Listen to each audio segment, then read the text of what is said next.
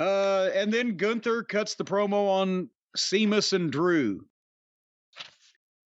And that was the entire program until we're up to the main event, which had been milked all night long. Cody Rhodes against Solo, the Enforcer. What's going to happen? And again, Cody has, I think, impeccable match layout skills in that he does a little bit of everything, but he's not like these other guys that have to do everything of everything.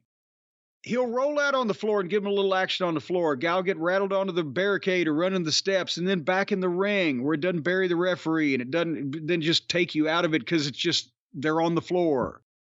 And there's wrestling, but then there's fucking,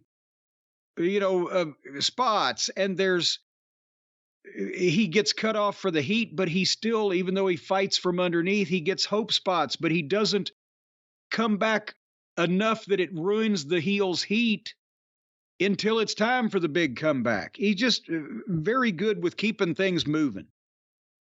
And the only thing I didn't like about this match, honestly, from the time they started hot, and it was back and forth, and they're to the floor, and they're back to the ring, and Cody makes comeback on the announce desk, and then Solo catches him on a dive and rock bottoms him on the desk and does it again, and they go to the break in the middle of it. It's like, Jesus Christ. They'll go to the break on anything in this fucking show. They were cooking, they had them, and it ruins the momentum. Anyway, the other thing, and I like Solo, and I know he's green, but I've got to say this again. If Jacob Fatu was in Solo's spot right now, had been brought in as the enforcer, the wild man, the street tough, the street fighter, they would already be saying Roman Reigns versus Jacob Fatu should be either at Survivor Series or Royal Rumble next year.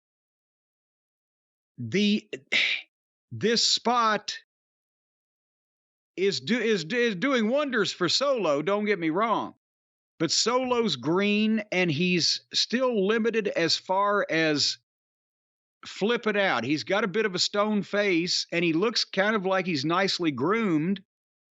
And it's a lot of punch and kick, but he doesn't lose control of himself to the point where you think this guy could fucking bite somebody's carotid artery out. If Jacob Fatu was in this spot, the next fucking major program for Roman Reigns would be Jacob Fatu. And I don't see that with Roman Reigns and Solo, or even Roman Reigns and Jey Uso. I know people are saying, well, Jey needs to work with Roman. He can work with him, but not major fucking program. So anyway, I was envisioning that as I saw it. Cody made a big comeback, hit the Cody cutter, hit the crossroads, and Solo got his leg on the ropes after Cody buzzed him for a second, turn around. And then Cody misses a moonsault. Solo goes for the spike and misses. Cody hits another Cody cutter, and the Usos music plays. And I'm now they've progressed past playing music for run-ins, and now they just play music for guys to enter and watch at ringside in the middle of a match. And so anyway, Solo hits super kick and a rock bottom for a 2 count. And then Sammy's music plays, and out comes Sammy and Owens, and they jump the Usos on the floor who've never gotten in a ring, and Cody foils the spike and hits the crossroads again, 1, 2, 3. So nice match, and again, everything that needed to be done before WrestleMania has pretty much been done, so they couldn't reinvent the wheel here, but it was, except for the last couple of segments there, the show was pretty, Yeah, it was a surprisingly dull show going into WrestleMania. But wait, you can't do everything every week. Then we'd complain about that. Well, they've done too much. So this time they erred on the side of safety and did too little.